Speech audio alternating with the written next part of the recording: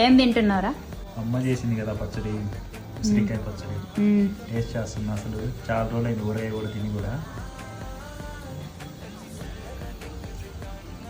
Perfect ఉప్పు కానీ కారం కానీ రాయలసీమలో ఎలా ఉంటుందో టేస్ట్ అలా ఉంది. అసలు ఆ కలర్ చూడు, ఆ కలర్కి నోరు ఊరిపోతుంది నాకైతే.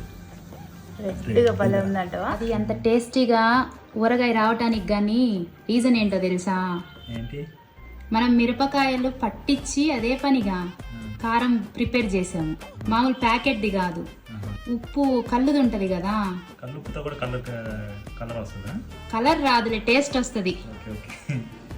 ఉసిరికాయ నార్మల్గా బండి మీద అమ్మేటి కాదు, డైరెక్ట్గా కొండకెళ్ళి అక్కడ కోసుకొని వచ్చి కొండ ఉసిరికాయలు కాబట్టి టేస్టీగా ఉంది. ప్రిపరేషన్ కూడా చాలా ఈజీ. అది వీడియో కూడా పోస్ట్ చేస్తా, ఎవరైనా చేయగలరు. అలా చేసింది అమ్మ.